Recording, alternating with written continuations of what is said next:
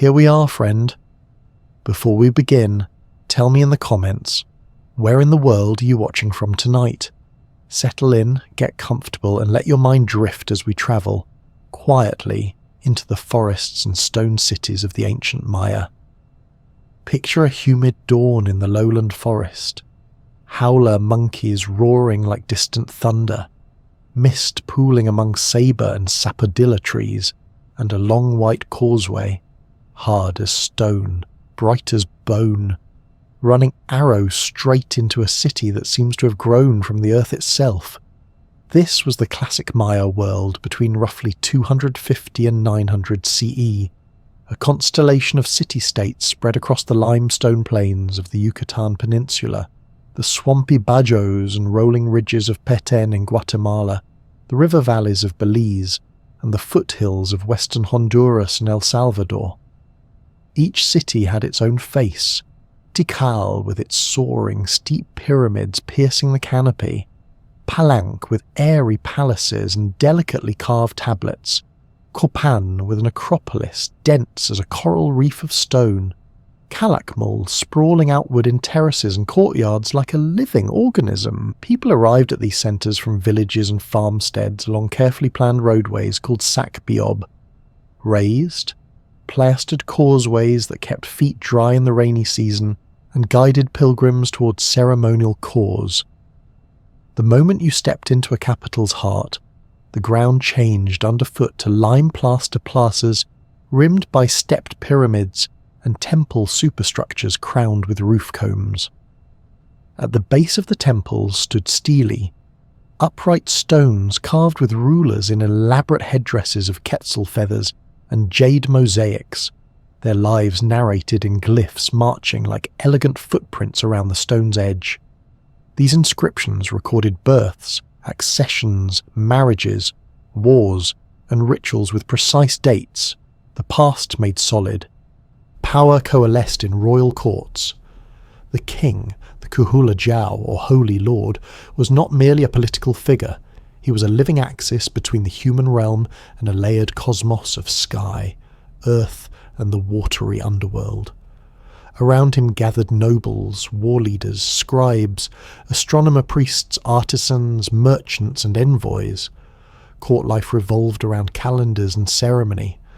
On auspicious days, rulers bled their ears or tongues with obsidian blades or stingray spines, then burned the blood-soaked bark paper so that thin blue smoke would carry their prayers into the sky.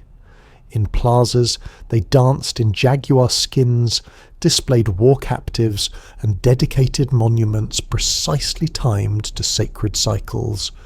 The Maya measured time with an elegance that still dazzles. They used a vigesimal, base 20, mathematics, with a true zero, depicted as a shell glyph, allowing them to tabulate ritual and historical cycles across centuries.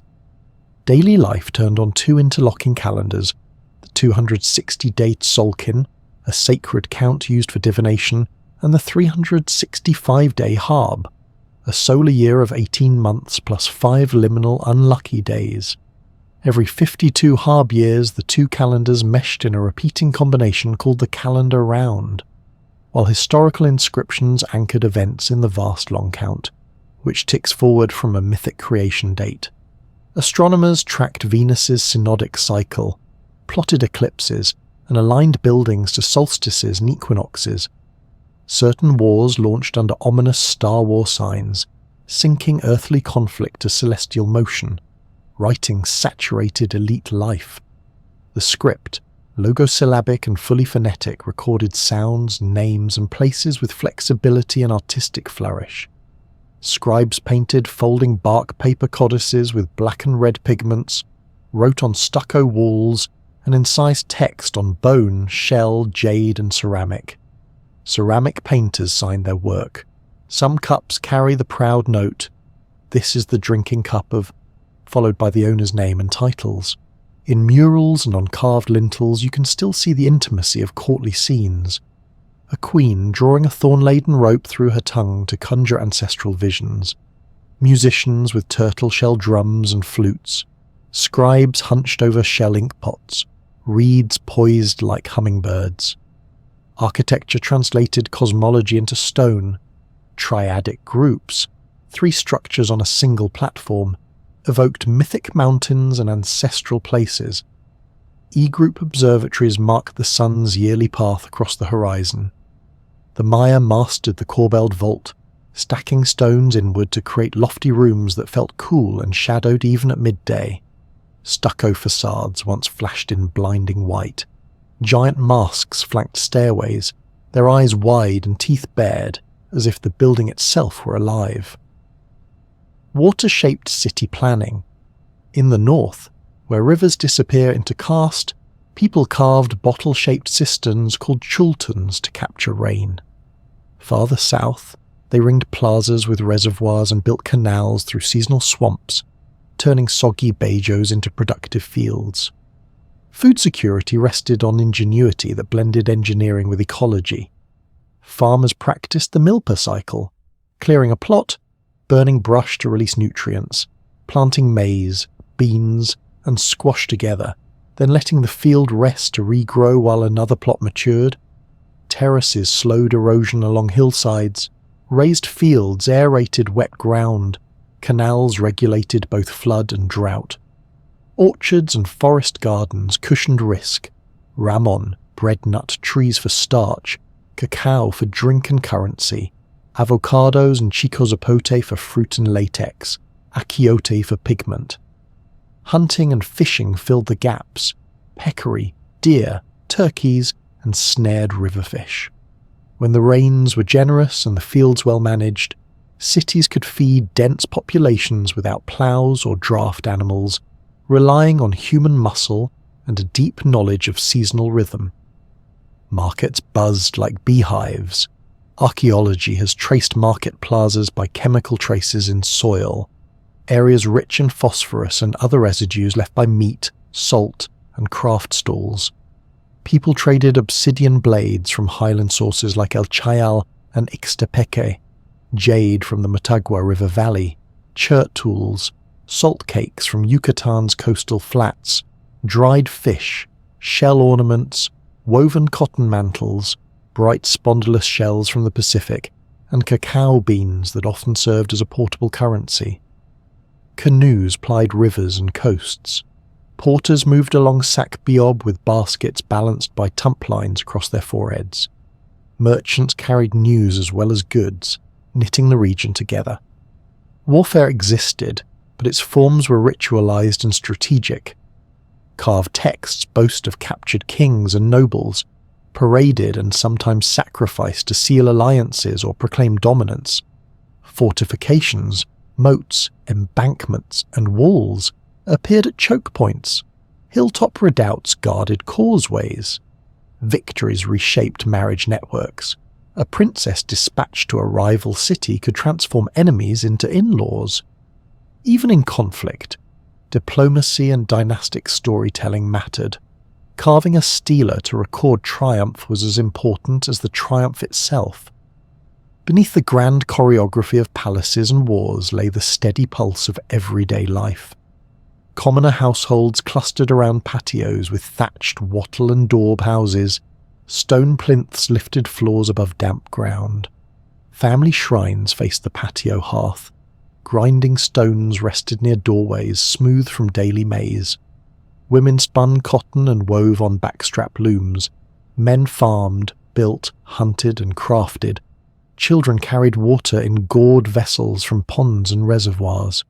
Feasting marked milestones, births, initiations, alliances, smoke from copal incense lifting sweet and resinous into the trees. Dogs barked, turkeys scuffled, and nights fell under a sky full of stars sharp as obsidian. Religion breathed through everything. The world was imagined as a living landscape, mountains, wits, with zoomorphic faces, caves and cenotes as mouths of the underworld. The sabre tree rising as a world pillar whose roots drank the waters below and whose crown touched the heavens. Ancestors remained present, inhabiting bundles, shrines, and memory. Rulers traced their legitimacy to primordial events enacted by gods and culture heroes. Offerings entered water or fire. Dancers masked as deities blurred the line between human and divine. Blood, life essence, activated sacred texts and images. The aim was balance, to feed the gods so rains would come, to tune human time to celestial time, to keep the borders between realms permeable but orderly. The arts made belief visible and audible.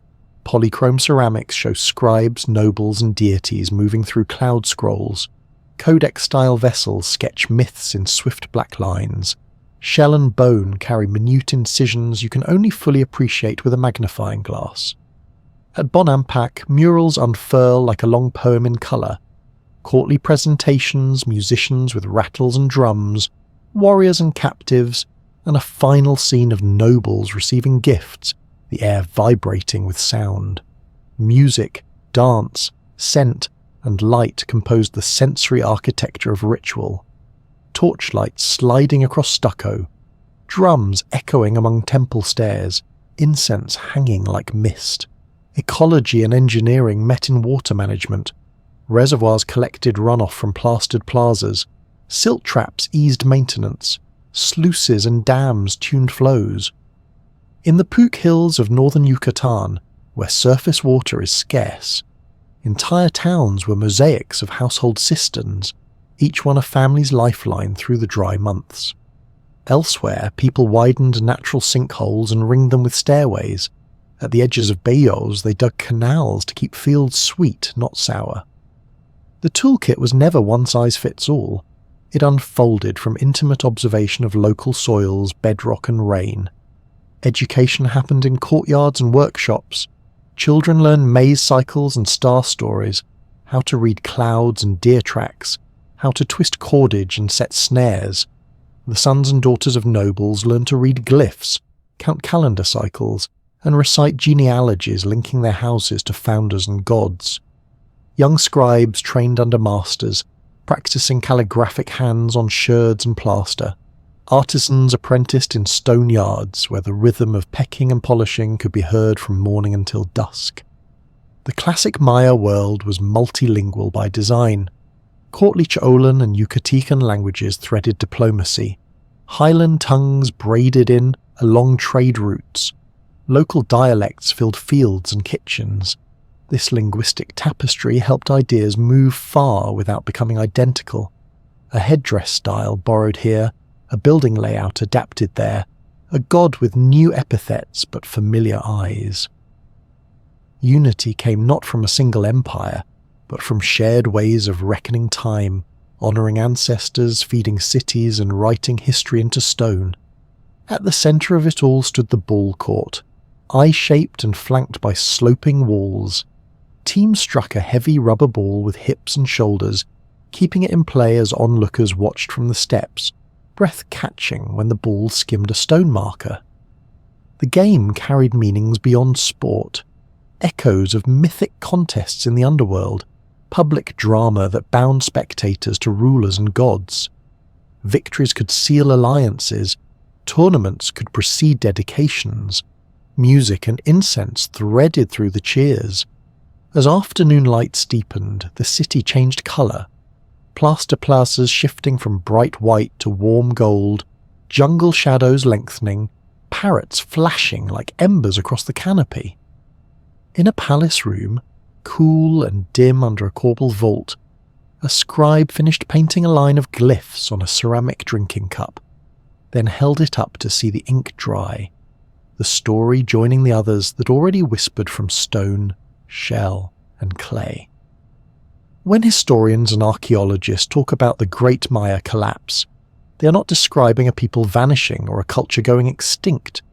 They are naming a specific, uneven unravelling of royal city-states across the southern lowlands during the final centuries of the Classic period, roughly the 8th to 10th centuries of our era. Think of it as a political cascade with demographic and economic aftershocks. Royal courts falter, monument carving dwindles, large construction slows or stops, trade networks kink and reroute, populations thin or move, and the landscape of power reorganises. The word collapse stuck because to anyone reading carved dates in stone, The silence after centuries of meticulous timekeeping feels abrupt and profound. Yet the Maya themselves endure, speaking their languages, farming milpa fields, founding new towns, maintaining ritual, while power and population shift toward other regions, especially the northern lowlands and the coasts. The center of gravity matters. The southern lowlands, Petén in northern Guatemala, and adjacent parts of Belize and southern Mexico, had hosted dense forests of cities like Tikal, Calakmul, Copan, Caracol, and Palenque. For centuries, these courts celebrated accessions, alliances, and victories in a steady drumbeat of dated monuments. Then, within a few generations, many of those courts stopped doing what had defined them, erecting stelae, sponsoring grand public works, and coordinating large labour forces. The last confidently dated long-count monuments in the southern lowlands cluster in the late 9th and very early 10th century. After that, inscriptions become rare, and royal imagery loses its central stage. Archaeologists see burned palaces at some sites, unfinished or hastily repaired public buildings at others, and a patchwork of defensive walls and hastily fortified gateways as if rulers were responding to threats they could no longer fully manage. None of this is a single moment. It is a lurching process that looks different from valley to valley. One way to understand what collapsed is to follow the things that stopped. Monumental timekeeping, the public commissioning of carved histories, stopped in many southern capitals. Large-scale masonry projects, the kinds of temples, palaces, and reservoirs that require elite coordination, slowed or ceased. Long-distance exchanges that once brought jade, obsidian from particular quarries, fine ceramics, and specialized foods into elite compounds show contraction and rerouting. Settlement maps, increasingly refined by LIDAR, reveal that neighborhoods emptied unevenly. Some districts go quiet while nearby hamlets persist. Households retreat from urban cores toward water and better soils. Hilltop refuges gain short-lived populations. In the texts and stones, an elite conversation that had been audible for centuries falls away. At the same time, other things emphatically did not stop.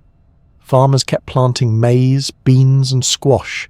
Forest gardens continued to supply fruit, fibre, medicine, and starch. Local shrines stayed active. Markets adapted to new scales and routes. In the northern lowlands, urban life flourished for centuries after the southern courts went quiet. Uxmal and its Puke neighbours grew with their elegant mosaic facades. Chichen Itza rose as a cosmopolitan hub with colonnaded halls, maritime connections, and military imagery that signalled new kinds of power. Later, Mayapan and its confederacy organised politics differently, leaning toward councils and collective rule, what some sources call multipal, rather than older models of singular divine kingship. If you replace the image of a toppled empire with a map of shifting centres, the story becomes one of political reconfiguration across a living cultural field. The term terminal classic helps fix the time frame. It labels the centuries when classic-era institutions in the southern lowlands faltered, and new styles and networks gained traction elsewhere, roughly 750 to 950 CE with local leeway. In this window you see mixed signals. Some southern sites contract sharply, others flicker back to life with brief revivals, yet others hold on at reduced scale. There are places where stelae are still raised late, perhaps by ambitious local leaders trying to steady a listing ship. There are also places where elite compounds burn while humble households carry on nearby, suggesting that what failed first was not subsistence but the costly apparatus of courtly rule. Evidence for all this comes from many independent lines that together give the term collapse its bite. Epigraphy tracks the waning of dated monuments and the changing rhetoric of kingship. Architecture shows interrupted projects, rushed repairs, and defensive innovations. Settlement archaeology, counting and dating house mounds, mapping causeways, tracing reservoirs, documents thinning populations and altered patterns of residence. Ceramic analysis follows the rise and fall of regional exchange networks. Obsidian sourcing reveals whether blades are flowing from old quarries or new ones. Bioarchaeology reads stress in bones and teeth. Paleo-environmental studies trace forest clearing, erosion, and water chemistry shifts. No single proxy tells the whole story, but together they map a landscape in transition. What made that transition cascade into political failure in the South? Scholars highlight a tangle of causes: drought episodes in a monsoon-sensitive region, ecological strain from centuries of growth, intensifying warfare among rival courts, and the brittleness of a political ideology that demanded conspicuous success from divine kings.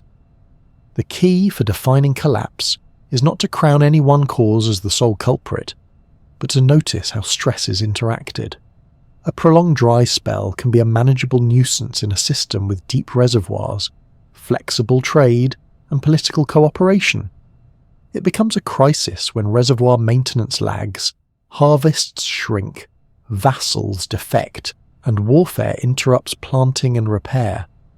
A royal order that binds legitimacy to lavish ceremonies and monumental projects can thrive in surplus years and wobble when surpluses vanish. The southern lowlands in the late 800s looked like a complex system losing buffers across several fronts at once.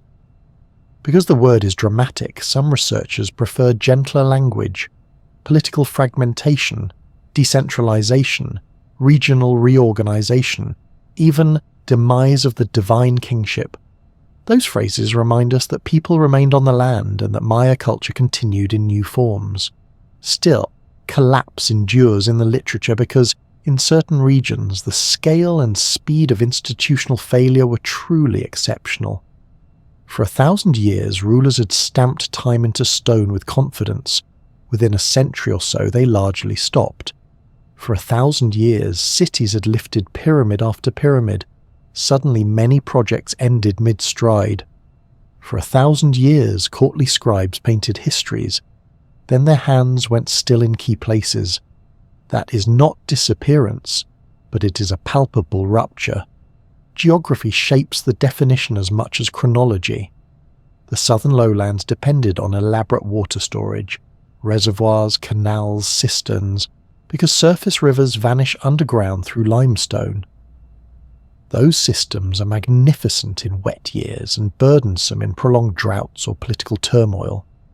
The northern lowlands, with different rainfall patterns, abundant karst sinks, and access to maritime trade, were poised to capitalize on shifting routes and alliances.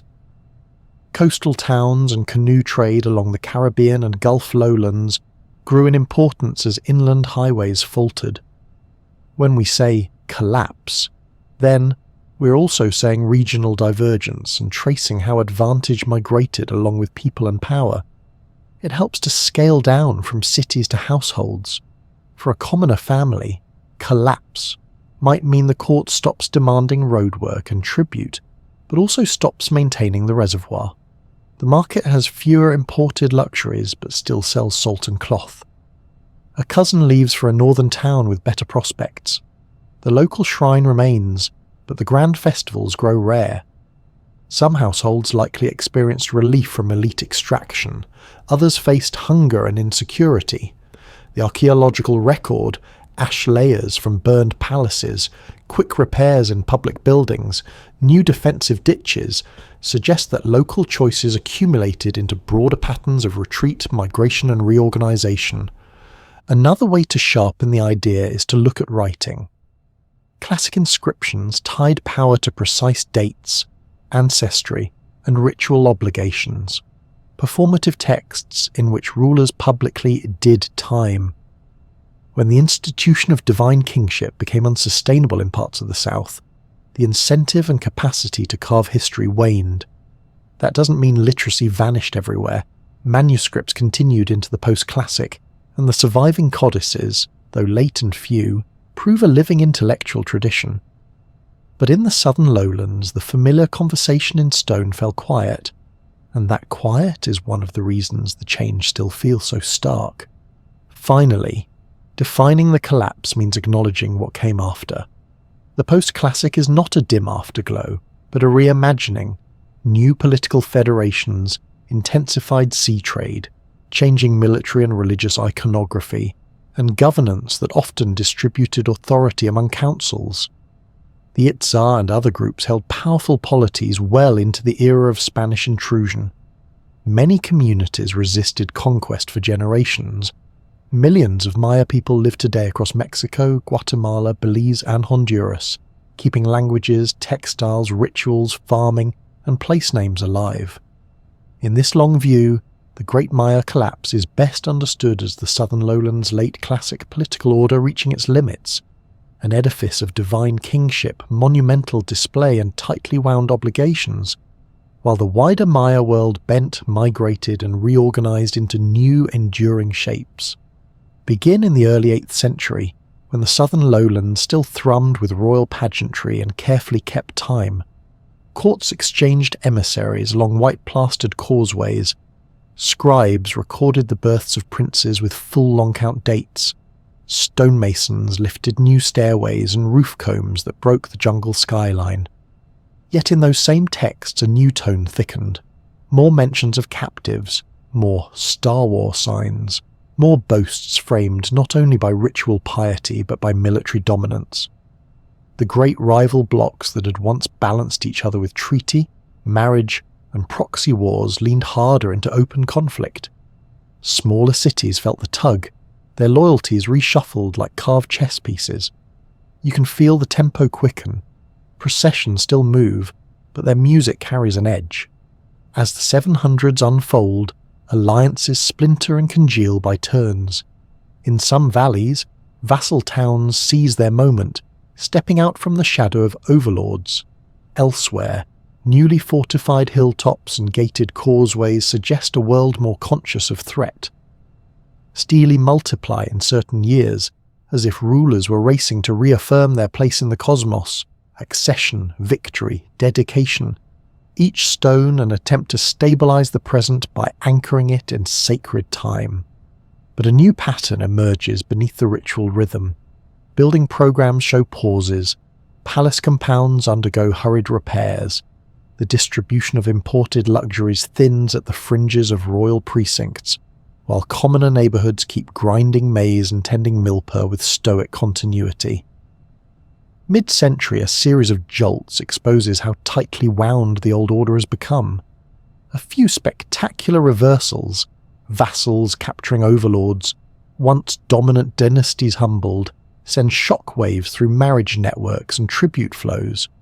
Caravans that once carried jade, obsidian, salt and cacao under the banners of stable patrons now thread their way through territories whose gatekeepers change with the season. In the epigraphic record, certain courts trumpet triumphs louder than before. Others fall noticeably quiet, their last dated monuments standing like doorways to rooms no one enters again. The silence is not yet universal, but it is spreading, site by site, like dusk at the edge of a plaza. By the late 700s, the unravelling becomes legible as a sequence. Some capitals commission their last great texts and then never speak in stone again. Others stagger forward, one more temple stare, one more enthronement, before their hands fall still. In places, elite compounds burn cleanly, rooms emptied in haste and set alight, leaving carbonized beams and fallen plaster where scribes once worked. In other places, defensive works fatten, ditches deepen, walls rise, narrow gates appear on causeways, signs that rulers are guarding water, granaries and processional routes as carefully as they guard their stories. Household archaeology shows a complementary motion. Families drift from ceremonial cores toward edges where soils are deeper or water more dependable. Hamlets reoccupy old terraces. New clearings appear near reservoirs whose margins have silted higher with every rainy season. Around the turn of the 9th century, a cluster of capitals that had once defined the southern lowlands' brilliance flicker out in quick succession. A palace renowned for its airy halls stops raising monuments around the end of the 700s. its scribes last seen carving the old king's lineage with diligent grace.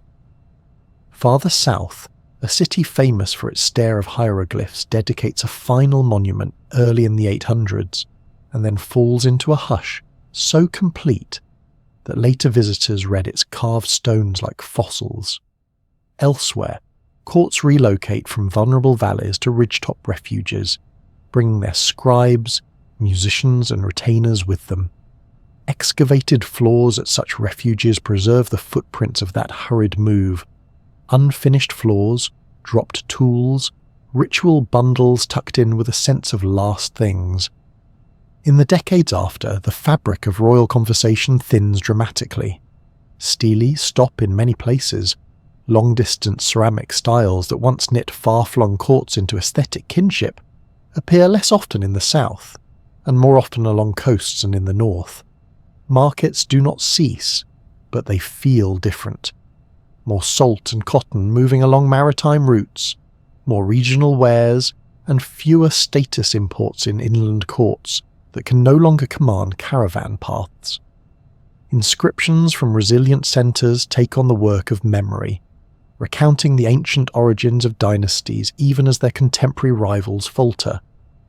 Defensive berms and embankments sprout like thorns around some towns, a late architecture of worry.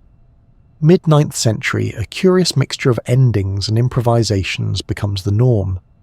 At a few southern sites, local leaders stage revivals, new ball courts laid out, fresh monuments commissioned with dates that reach confidently into the 800s. Foreign styles mingle with old ones, as if new partners are being courted and new gods invited to the dance.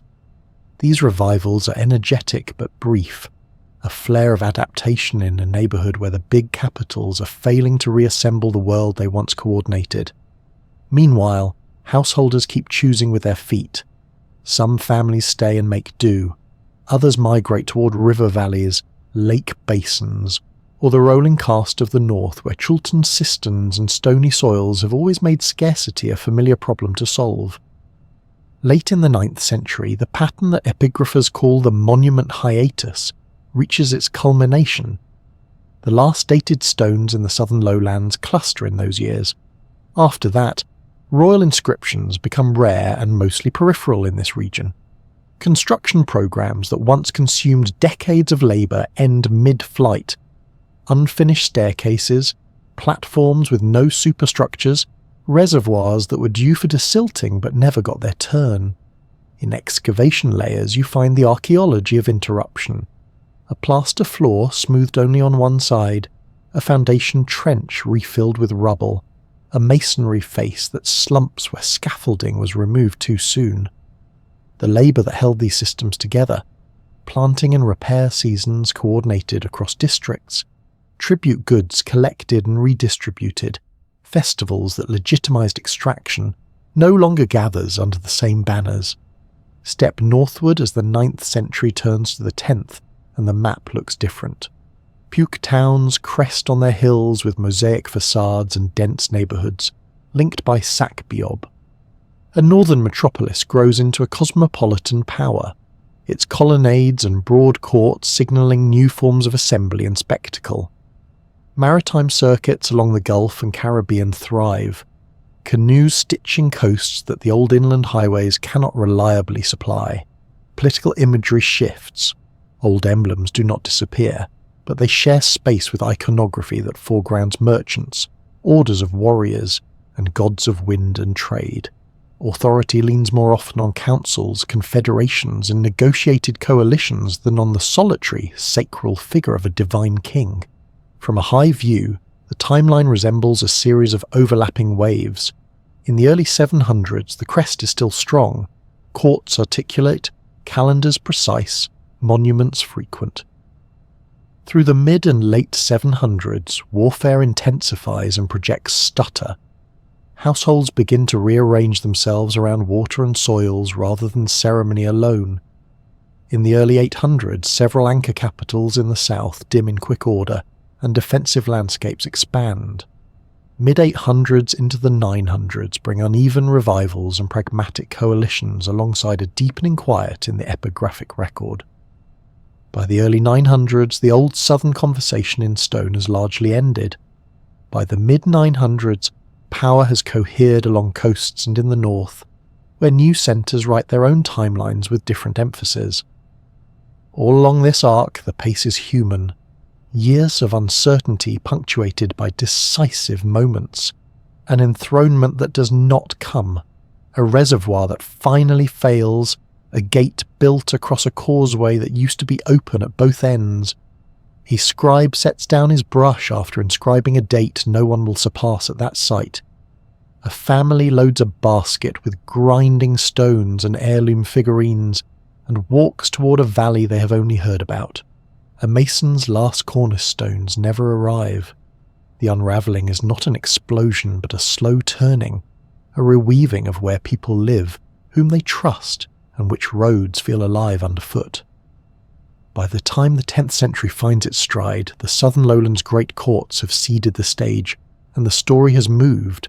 Same people, same reigns and stars, new constellations of power, and the long count keeps ticking in the sky, even when the stones below fall quiet. Imagine following a thread of water through time. It runs from a summer thunderstorm to a limestone roof, drips from a stalactite into a cave pool, seeps into a lake bowl, and finally settles in shells, minerals, and crystals that keep a chemical diary of the sky. When scholars read that diary from stalagmites in Belize and the Yucatan, from lake beds like Chichancanab and Punta Laguna, from the sediments of Peten's Great Basins, they see an unmistakable pattern. Across the late 9th and early 10th centuries, rainfall slackened, the air grew drier, and droughts arrived not as a single catastrophe, but as pulses on a backdrop of long-term drying. Oxygen isotopes in cave calcite tilt toward heavier values that signal reduced precipitation and stronger evaporation. Lake cores sprout layers of gypsum and other evaporate minerals that only grow when water levels drop and salinity climbs. Some records show decades of below-average rain punctuated by multi-year droughts, 3, 5, even 9 lean seasons in a row, separated by short-lived recoveries. The dates overlap eerily with the years when many southern lowland courts stop carving monuments, when fortifications multiply, and when construction projects stall mid-stair. The mechanism sits in the sky, far larger than any one city. The lowlands live by the North American summer monsoon and the dance of the intertropical convergence zone, that belt of rising, rain-making air that migrates with the seasons. When ocean temperatures and atmospheric circulation nudge the ITCZ southward or weaken the monsoon, the Maya heartland feels it as late onsets, shorter wet seasons, and longer, harsher, dry months. Add episodes in the tropical Pacific that favour El Niño-like patterns, often linked to dryness in Mesoamerica, and the odds of repeated shortfalls rise. None of this is simple. Some years a Gulf storm drenches the coast, while inland stays parched. Sometimes the north catches rains, the south misses. But the overall signal for the late 800s to early 900s is clear enough to see in stone and mud. Less water arrived, and what arrived was less reliable. On the ground, drought's first language is logistics. Most southern lowland cities grew on porous limestone where rivers vanish underground.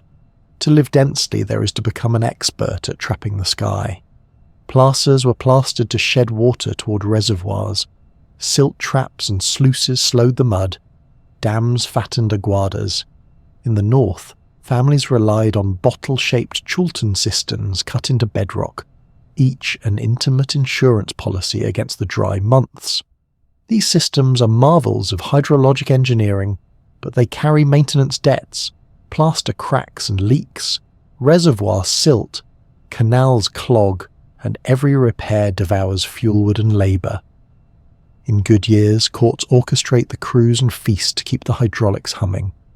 In tight years, a missed desilting season, a collapsed sluice, or a plaster failure can turn a neighbourhood's lifeline into a shallow, muddy pan. Multiply that by dozens of reservoirs and thousands of household cisterns, and you can feel the math of vulnerability tightening with each rainless week. Agriculture, too, runs on timing. The Milpa cycle thrives on a dependable arc. Clear and plant as the rains begin. Let maize shoot while beans lace the stalks and squash shade the soil. Weed when the sun is high, and harvest before moulds and storms. Maize doesn't just need total millimeters, it needs rain to arrive when the seedlings are tender, to stick around through tasseling and pollination, and to fade with enough dry days for the ears to cure. Delay the onset by a month and yields can plummet. Cut mid-season moisture and kernels shrivel, end with unseasonable downpours and harvest rots. Farmers hedge with terraces that hold moisture on slopes, with canals that sweeten waterlogged bajos, with raised fields that aerate roots in wet ground, with multi-cropping that spreads risk, and with orchards of Ramon, avocado, and Chico Zapote that ride out fickle months on deeper stores. But long runs of poor summers erode every buffer. Terraces slump if neglected. Canals and causeways choke with weed growth. Orchard production dips when trees are stressed. Seed stores thin as families plant a little more than they should to chase a lucky year. Ecology answers drought with heat and light. Clear more forest for fields or for lime plaster fuel, and bare soils heat up and shed water faster. Cut canopy, and the shaded humidity that once hung like a second skin over the ground evaporates. Pollen grains in lake mud track waves of clearing and regrowth. Charcoal flecks note fires that sweep with unusual frequency when brush dries. The feedback is subtle, but real. Less canopy means more runoff in storms, and less infiltration to the aquifer. More erosion means more silt in reservoirs. More silt means less storage, and more surface area for evaporation. In a sequence of subpar years, the system that turns sparse rivers and seasonal rain into urban water begins to trade resiliency for triage. People respond first by clustering where the water still holds. Excavations around reservoirs and bayous show intensified use in the terminal classic layers. More hearths, more refuse, more hurried repairs, while hilltop compounds at some sites pick up new defensive works, as if the control of a dam or a gate had become worth a fight. Gatehouses appear along causeways. Low walls and berms pinch access to plaza water. Inscriptions from earlier centuries already delighted in the cosmic choreography of war and sacrifice. Now the material record of conflict thickens in more places, with burn layers in elite compounds and arrows lodged in burials. Drought does not invent rivalry, but it sharpens the stakes. When a reservoir is half the size it should be, and the next rains are uncertain, the boundaries between our water and yours harden quickly. Drought also speaks the language of ritual. Water was always sacred here. Caves and cenotes, the mouths of the underworld, Chak and related rain lords courted with offerings and dance, blood and smoke given to prime the cycle of life. In lean years, communities often do more, not less. More offerings at water shrines, more calendar rites timed to Venus and the seasons, more effort to synchronize human time with celestial time in the hope that balance can be restored. Rituals are not mere theatre, they are social infrastructure, organizing labor and redistributing food through feasts. But when surplus is thin, it becomes harder for rulers to provide the grand spectacles that legitimize extraction. A king who cannot fill a plaza with food and song on the right day risks more than gossip. He risks the unraveling of the idea that his body and blood keep the cosmos oiled. Numbers help fix the scale without pretending to certainty. If a region accustomed to generous summer rains sees sustained reductions on the order of a quarter to a half, the landscape doesn't turn to desert, but its margins move inward. Seasonal ponds shrink sooner. The thirsty edges of bajos creep outward. Evaporation steals more from every pan of held water. Humidity drops just enough that plants close their stomata earlier each day and grow a little less. Mix in droughts that last several consecutive seasons, and the shocks compound. Seed stores are raided, draftless agriculture leans harder on human muscle, and household wealth disappears in small, irreversible sales, an heirloom vessel traded for salt, a set of jade ear spools exchanged for maize. Not every district suffers equally. The northern lowlands, though dry in absolute terms and reliant on chultans, can sometimes ride out shortfalls with a web of cisterns distributed at the household level and with access to maritime trade that moves salt, fish, and textiles along the coasts. Some highland margins with more dependable streams weather the droughts better, sending obsidian and other goods downslope when inland southern capitals falter. Even within a single kingdom, microclimates divide fortune. A ridge that catches stray storms grows green while a neighbouring basin browns. A cenote connected to a robust segment of the aquifer holds steady while another's water table falls beyond the reach of ancient stairs. This unevenness is part of why the archaeological map of the period looks mottled. Some sites dim, others flicker, still others blaze late into the sequence. What drought exposes most clearly is how many moving parts must mesh for a city-state to feel effortless. Reservoirs need crews need organisers need legitimacy. Legitimacy is built with ceremonies and redistributed food. Redistributed food depends on fields that depend on timely rain, and on forest ecosystems that have not been pushed too hard for lime, fuel, and new plots. When several of those gears slip at once, rains falter, harvests shrink, labour is diverted to defence, ritual feasts become harder to stage, the system still runs, but louder, rougher, more likely to seize. The very success of classic cities in mobilising labour for stone and plaster could become a liability in lean years. Grand plazas shed water beautifully into reservoirs, but they also demand repair and desilting on a schedule that drought makes harder to meet. Clues in bones and teeth add a quieter register to the chorus. In some communities, skeletal markers hint at periodic nutritional stress, lines in tooth enamel showing childhood interruptions, lesions that can accompany vitamin deficiencies, isotope shifts that might reflect changes in diet when maize failed. These are not universal, and caution is warranted in reading biology from bones, but taken with settlement shifts and hydrological evidence. They suggest that the burdens of dryness fell heaviest on households far from royal storerooms and near the fraying edges of managed landscapes. Responses range from innovation to exit. Some places doubled down on waterworks, new reservoirs cut into plaza edges, extra silt traps added to old canals, stairways canted to guide even the smallest storm toward storage. Others diversified crops, leaned harder into orchard staples and wild resources, or rearranged planting calendars to chase whatever rains came. Many families left, temporarily or for good, following rumours of steadier water or better soils, feeding the growth of towns along coasts and in the north where different constraints ruled. Traders shifted routes to hug shorelines that could promise paddlers a drink every few hours and a market every few days. The map of risk was redrawn, and people learned it with their feet. If drought were the only story, the centuries before would be a smooth climb and the centuries after a smooth fall. They aren't.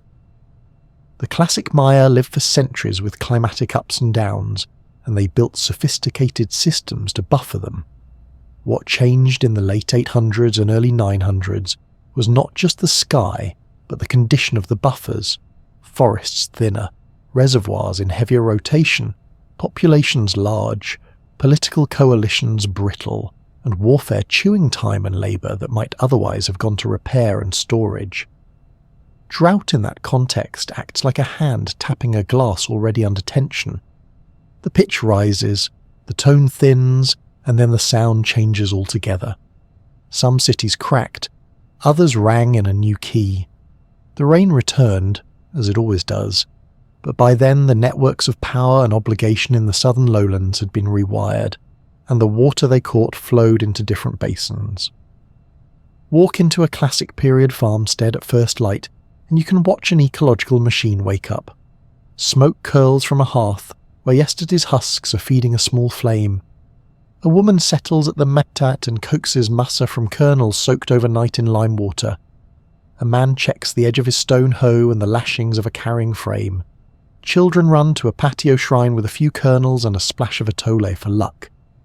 This quiet routine sits atop a dazzlingly complex system of food and forest management, one that made dense populations possible in thin tropical soils, and one that became more fragile as centuries of growth pressed against its limits. The keystone is the milpa, not simply a field, but a cycle. A patch of forest is cut at the end of the dry season, the brush left to dry, then burned clean just before the rains break. Ash sweetens acidic topsoil, releases potassium and other nutrients, and knocks back pests and weeds. Into that warm, blackened bed go maize, beans and squash in overlapping rhythms.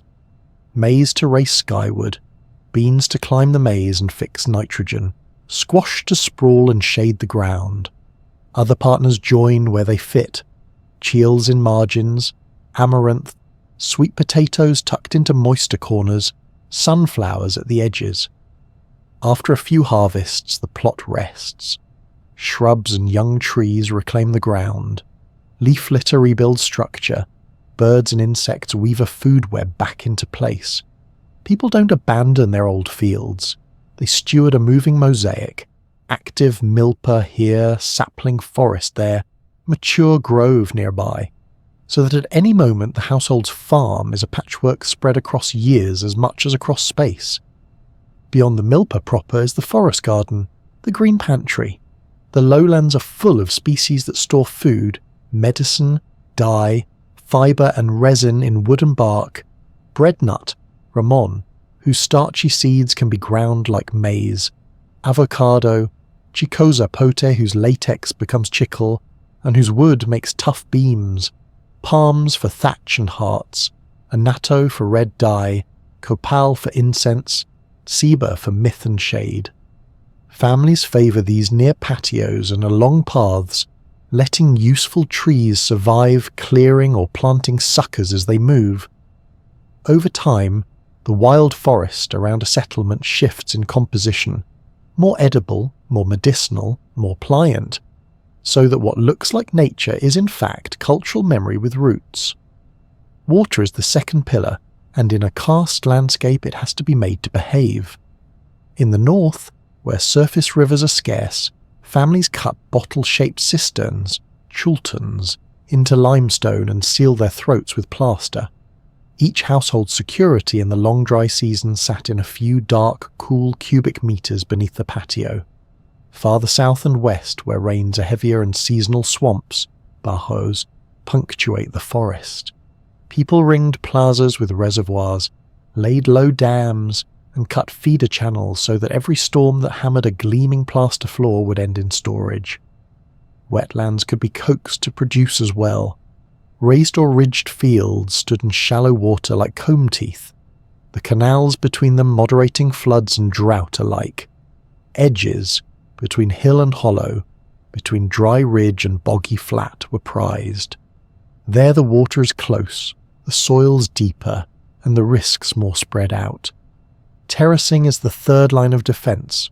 On slopes, stone-faced steps or earthen benches slow runoff and trap sediment. The small dams hold pockets of moisture a few days longer into a dry spell, and the captured silt, rich with the forest's borrowed fertility, builds soil where bedrock lies close. Where terraces lace whole hillsides, as airborne mapping now reveals in many regions, you get two miracles at once: productive land stitched into slopes and reduced erosion down below. A well-terraced watershed keeps its reservoirs clearer, its causeways drier, and its bayou edges sweeter. But terraces have a cost. They must be cleaned, faces restacked, downslope drains kept open. They are savings accounts that demand regular deposits of labour. Nutrients in the humid tropics live in bodies, not in ground. Leaf litter falls, decomposes fast, and the forest drinks its own wealth back up almost immediately. Cut the forest, and you release that wealth to the field, briefly. Without shade, soil's heat and microbes race through organic matter. Heavy rains leach dissolved nutrients to depths roots can't reach. The Milpa cycle works because it moves, letting fallow forest rebuild the bank. What stresses the system is not Swidden itself, but pressure that shortens fallows, extends cropping too long on one patch, or pushes new fields onto thin ridge soils that never had much to give. Under that pressure, yields drift downward even when seasons behave. Weeds with deep roots and quick seed cycles get the upper hand. Farmers fight back with more weeding, more ash, more hours per sack of grain. Firewood and lime join food in drawing on trees. Every plastered floor, reservoir lining, roof comb, and bright white sackbee rests on the alchemy of limestone burned into quicklime and slaked into paste. Ancient kilns were clever but hungry. They needed steady heat for days, and that heat came from wood, preferably dense, dry hardwoods that burn hot and even. Multiply floors by plazas, cisterns by reservoirs, repairs by renewals, and you can feel the demand curve. Managed woodlots and coppiced stands help. Fast-growing species planted near quarries and kilns lighten the load. Carpenters favour different woods for beams, lintels and scaffolding to spread the cut. But in boom times, when courts build hard and often, a city's white brilliance can cast a long shadow in fuelwood rings. Markets knit these ecological strategies to protein and minerals. Salt, essential for human health, and for preserving fish and meat, came inland from coastal flats by canoe and foot. Dried fish, smoked turtle, shellfish, and sea salt move one way. Obsidian blades, cloth, cacao, honey, and hardwoods move the other. Inland, deer, peccary, agouti, and the striking ocellated turkey join household chickens and dogs in the pot. In streams, nets pull snails and fish. On patios, stingless bees, melipona. Buzz in hollow logs, giving honey for medicine, wax for ritual, sweetness for festival drinks. When crops falter, these networks double as lifelines. When politics fray, they fray too. Caravans reroute, tolls multiply, salt costs more, and the diet tightens around what a family can produce within a morning's walk. Archaeology lets us watch this economy breathe over centuries. In lake mud, pollen shifts tell of cycles of clearing and regrowth. Forest taxa dip as grass and cultigens rise. Charcoal flecks thicken where fires are frequent. Back come trees with fallow. In soils from fields and patios, silica skeletons of maize and squash, phytoliths, confirm the crops. In sediments near old plazas, spikes of phosphorus betray lively markets and feasts. Reservoir bottoms carry stories too. Fine laminations when water is clear, thick pulses of silt when slopes upstream are cut hard, or terraces fail. In bones and teeth, chemistry hints at diet. More maize in the carbon signature, more or less river protein in nitrogen. None of these signals stands alone, but together they draw a picture of a system elastic enough to bounce, until it is stretched in too many directions at once. Pests and disease are the small teeth on the big gears. A run of late rains can invite moulds that turn ears to mush. A hot still spell can favour army worms that chew through young maize. Stored grain attracts weevils quick to multiply in a damp granary.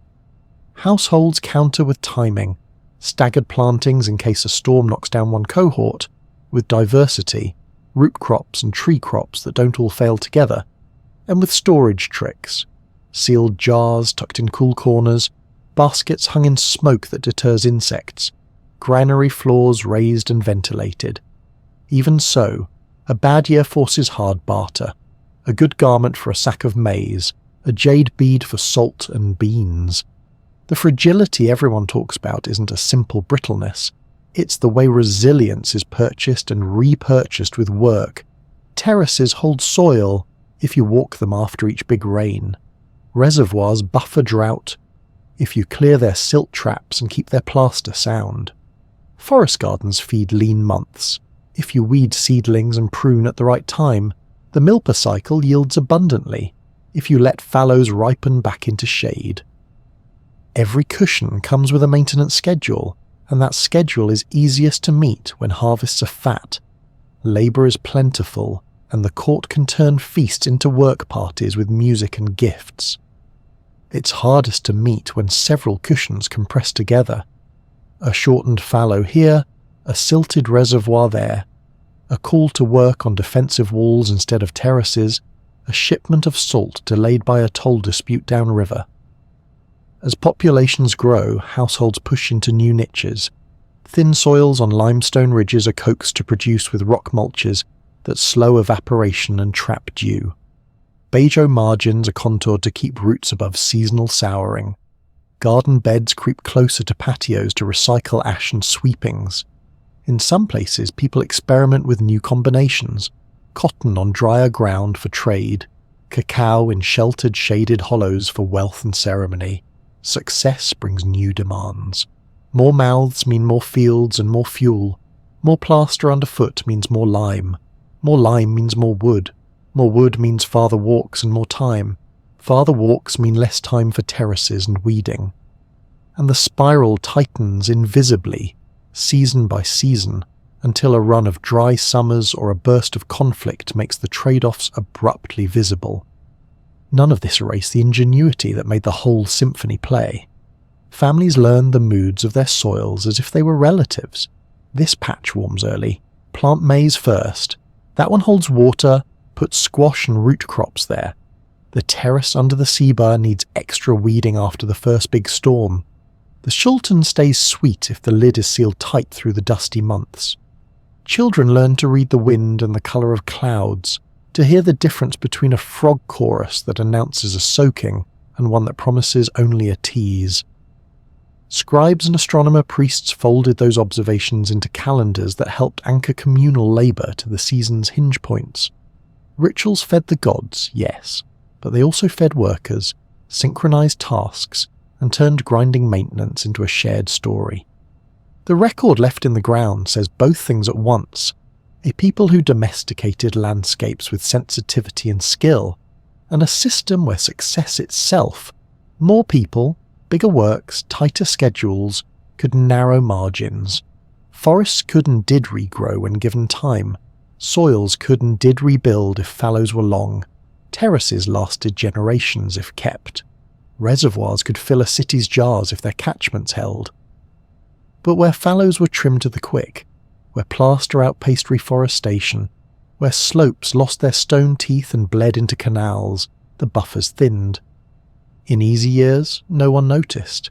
In hard years, everyone did. And families, practical to the last, adjusted the only ways they could. By working longer, by eating differently, by pruning ambition, or by shouldering baskets and walking toward a new edge where forest, water, and soil still made a living rhythm. Power among the classic Maya was a performance as much as an institution, a choreography of time, blood, and stone that made a single human body stand for the axis of the world. The king was Kuhulajau, Holy Lord, a title that fused lineage, office, and sacred potency. His legitimacy ripened in public. He bled at period endings to renew cosmic contracts. He scattered incense and maize to feed gods and ancestors. He presided over feasts that turned surplus into solidarity.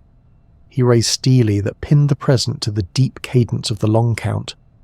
The palace was a theatre of reputation, where emissaries arrived along white-plastered causeways and left bearing gifts, promises, or captives.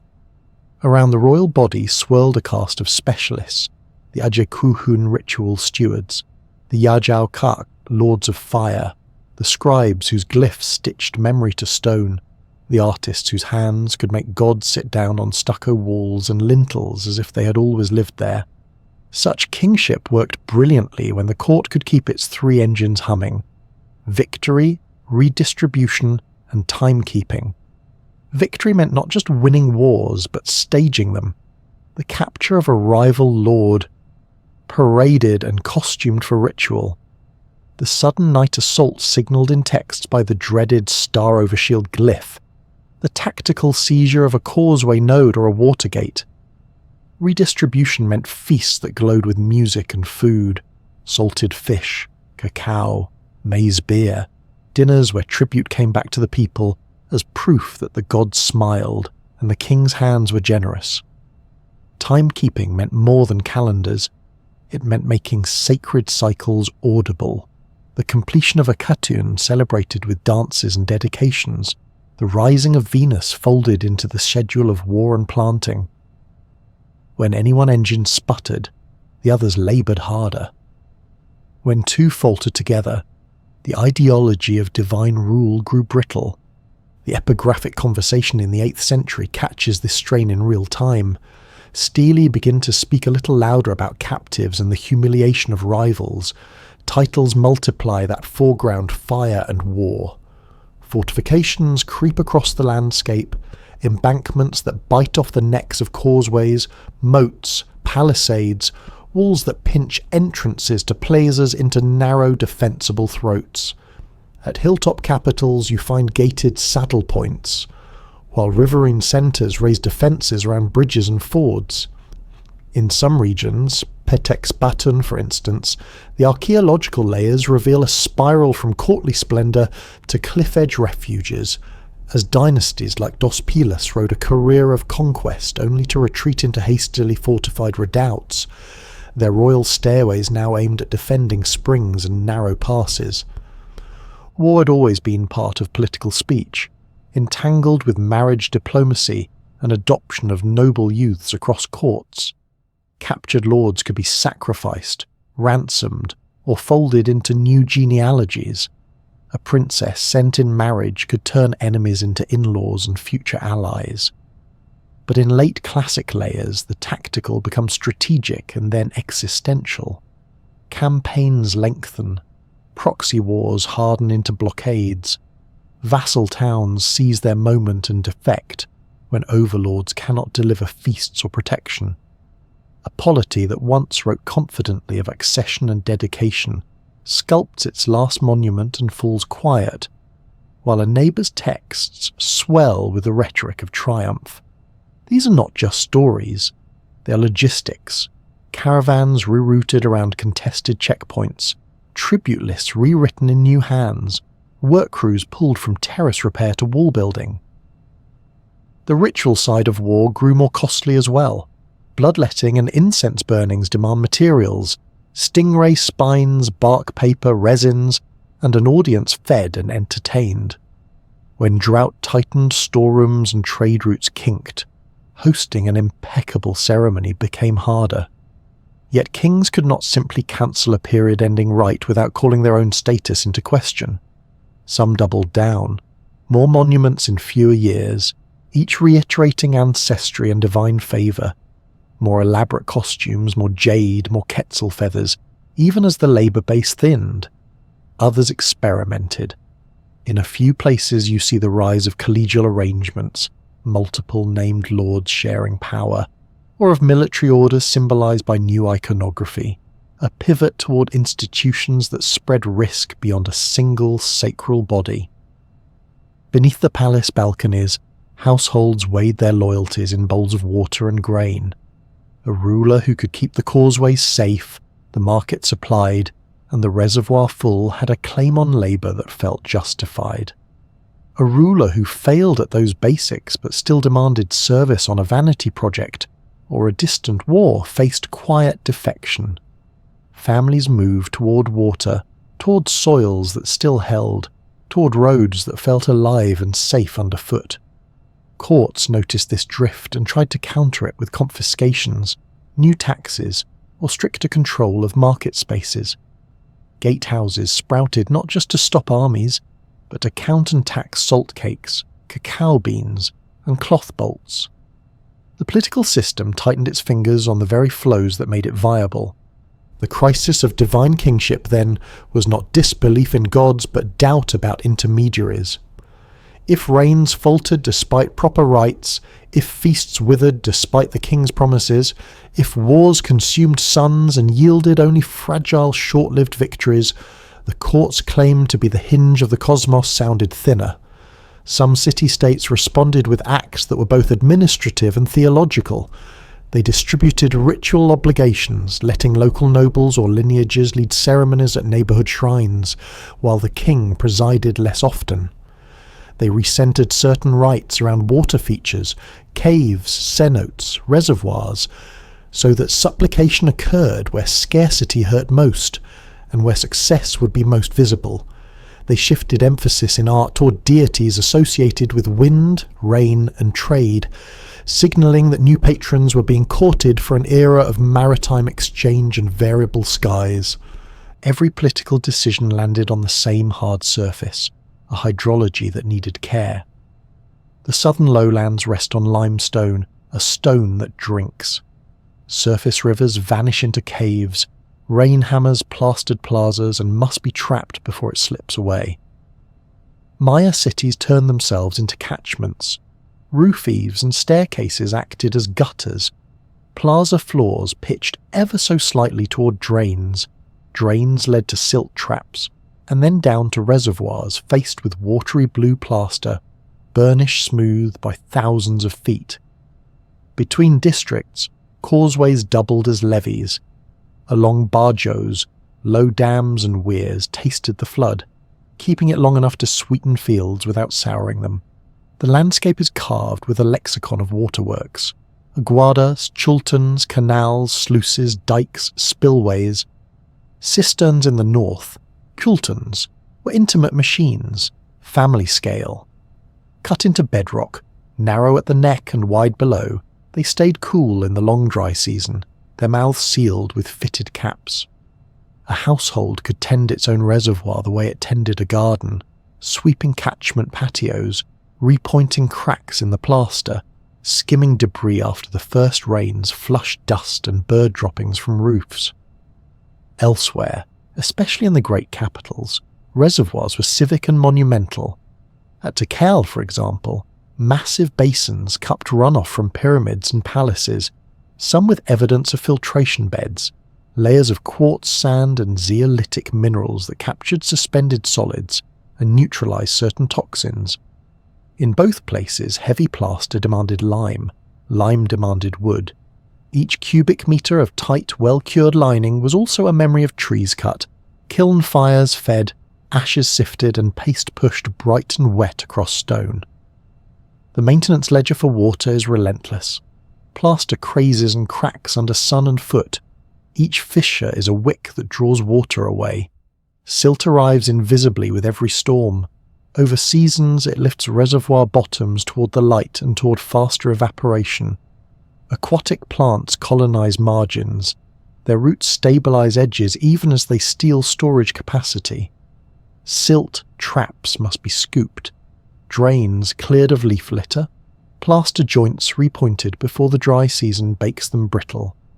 In fat years, the court calls out work crews with drums and feasts to clear and repair, turning maintenance into celebration. In lean years, when hands are needed on terraces, when salt caravans are late, when guards must be posted at the gatehouses, the quiet work of water can slip a month, then a season. A mist desilting becomes a smaller reservoir. A smaller reservoir becomes an earlier crowd around the shore. An earlier crowd becomes a quarrel. Water is not just storage, it is quality. In the heat, shallow basins bloom. Algae can surge when nutrients wash in. Ash from kitchen hearths, dung from animals seeking shade, offerings from rites that use cinnabar and vivid pigments. Some pigments carry metals that, in closed systems, slowly poison. A bad bloom stinks and tastes bitter.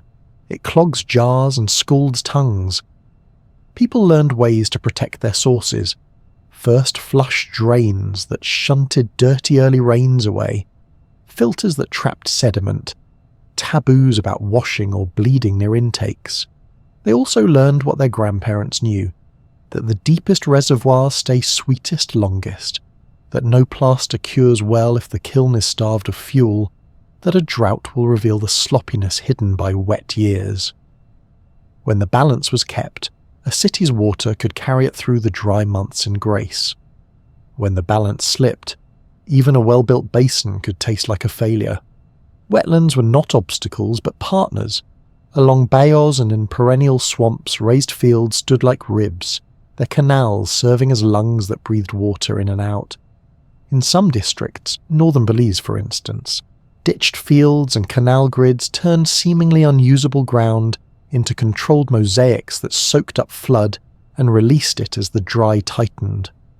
On slopes, terraces did the same in stone, catching runoff before it could tear soil free and into reservoirs. Link a terraced catchment to a chain of basins and you get a watershed that harvests and cleans its own water, a machine whose pieces must all keep time with one another. If a hillside loses its teeth to neglect, the basin below gains a belly of mud. Cities engineered for water also engineered people around water. Grand basins sat at plaza edges. Stairs descended to shaded margins where jars could be dipped under watchful eyes. The placement was not accidental. Water under public scrutiny is easier to manage and to tax. It is also easier to defend. In late classic phases, walls and berms lean close to intakes. Gatehouses are sited not far from reservoirs, so that an enemy must pass choke points before they can foul the heart. Ritual precincts gather at water's edge. Offerings descend into cenotes. Prayers are said on narrow lips of rock above unfathomable blue. A rite at a reservoir dedicates not just the liquid in the bowl, but the labour that keeps it pure. The limits of this hydrological brilliance were never technical alone, they were social. A reservoir is a civic promise turned to architecture. We together will keep this full and sweet. The promise has conditions, tribute to buy salt and pigment so feasts can be staged to pay workers, guards to keep the shore orderly, inspectors to point at cracks and call up plaster crews, fields and terraces upstream kept in such good repair that the basins receive clear water rather than a slurry of topsoil. In a period when rains faltered, wars lengthened, trade rethreaded itself along the coasts, and royal rhetoric strained to sound as confident as before, those conditions became harder to meet all at once. You can see the triage in the dirt. A dam heightened even as the plaza floor nearby is left unsmoothed. A channel cleaned to the bone while a silt trap downstream stands neglected. Household chultons immaculate in districts where the civic basin has begun to taste of algae. Even then, adaptation kept unfolding. Some places added second-generation features to old systems, extra silt basins at inlets, new weirs to even out pulses, spillways cut to spare walls from storm surges. Others experimented with semi-permeable revetments, letting water bleed through in a controlled way to strip suspended clay before the main bowl. In the north, households multiplied chultons and linked them with plastered patios so that a modest rain could be captured 3 or 4 times over. Along coasts, towns oriented their daily rhythms to canoe tides, trading the labour of hauling water long distances for the labour of moving goods where rivers still ran. Engineers and farmers lived in the same bodies, a terrace here, a new cistern there, a change in planting date everywhere. What reads as fragility is really a lesson in thresholds. Divine kingship could bend with new councils and new iconography, but not indefinitely if it could not keep feasts, win wars and hold time. Water systems could buffer shocks for years if their maintenance clocks were fed with fuel, food, and hands. Both depended on a dense weave of obligations that reached from God-choked sky stories down to the grit in a drain. When the weave thinned, the court's voice in stone grew quieter, and footsteps drifted toward places where water, fields, and roads still sang together. In one district, a last stealer goes up, the king straining to be heard over drums that are fewer than before. In another, a reservoir wall shines with fresh plaster, while its catchment slopes blur because the terrace crews did not answer the call. The city's white rims gleam. The water below is lower than it should be. The sacred calendar turns. The gates stay shut a little longer each night. Trade does not disappear when a region falters. It finds new corridors and new patrons. As southern inland capitals lost the ability to police roads and reward caravans, traffic bent toward shorelines and northward limestone hills, where water was stored in thousands of household cisterns, and politics could be managed by councils as well as kings. Canoes began to matter everywhere.